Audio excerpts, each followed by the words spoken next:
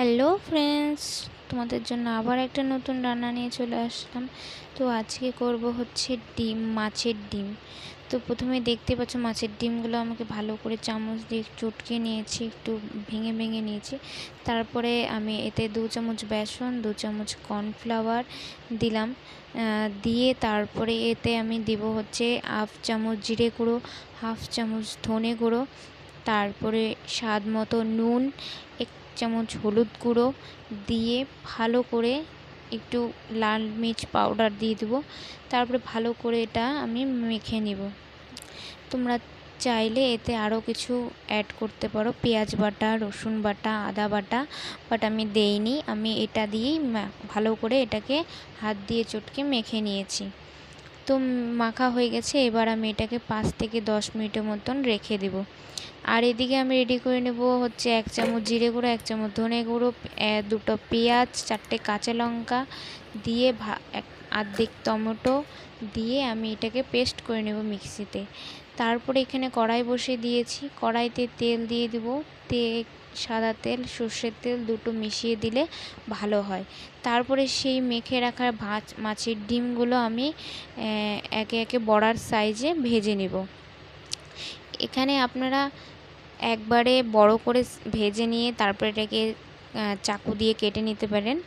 আমি এটাকে বড়ার মতন করে ছোটো ছোটো করে গোল গোল করে ভেজে নিয়েছি। তারপরে এক পাশ ভাজা হয়ে গেলে আমি আরেক পিঠ ভালো করে ভেজে নেব। লাল লাল করে ভেজে তারপরে আমি এগুলোকে নামিয়ে নেব। তো দেখতেই পাচ্ছ আমি নামিয়ে নিয়েছি। তো বেশ লাল লাল করে সুন্দর টপা টপা হয়েছে। তারপরে আমি সেই তেলে ছোটো ছোটো করে আলু কেটে রেখেছিলাম। আলুটা আপনারা লম্বা করেও কাটতে পারেন, আমি এইভাবে কেটে নিয়েছি। তারপরে আলুগুলোকে ভালো করে লাল লাল করে ভেজে নেব। আলু না ভাজলে পরে খেতে ভালো লাগে না। আলুগুলোকে ভেজে নিয়েছি লাল লাল করে, দেখতেই পাচ্ছ বেশ লাল হয়ে গেছে। আর আলুটা ভাজা হলে ভালো হয় খেতে। তারপরে সেই মশলাটা করে রেখেছিলাম, সেই মশলাটা এখানে আমি দিয়ে নেব। তারপরে মশলাতে আমি 1 চামচ হলুদ গুঁড়ো, 1 চামচ লবণ, তারপরে একটু চিনি দিয়ে নেব। দিয়ে তাতে ভালো করে আমি নাড়াচাড়া করে নেব। ভালো করে মশলাটা ভাজা ভাজা করে নেব, যাতে মশলার কাঁচা কোনো গন্ধ না থাকে। দেখতেই পাচ্ছ আমার মশলা প্রায় ভাজা হয়ে গেছে, আর এতে তেলও ছেড়ে দিয়েছে মশলা থেকে। বেশ মশলাটা লাল লাল করে ভাজা হয়ে গেছে। এবার আমি এতে জল দিয়ে নেব, পরিমাণ মতো জল দিয়ে নেব। জলটা কম বেশি করে দিয়ে নিতে পারো। তারপর এটাকে আমি ভালো করে বয়েল করব, 5 থেকে 10 মিনিটের মতন বয়েল করে নেব।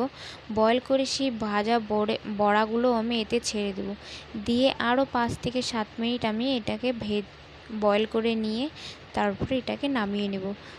তো রেসিপিটা ভালো লাগলে তোমরা একবার ট্রাই করে দেখতে পারো। আর যদি ভিডিওটা ভালো লাগে তো একবার একটা সাবস্ক্রাইব করে দিও।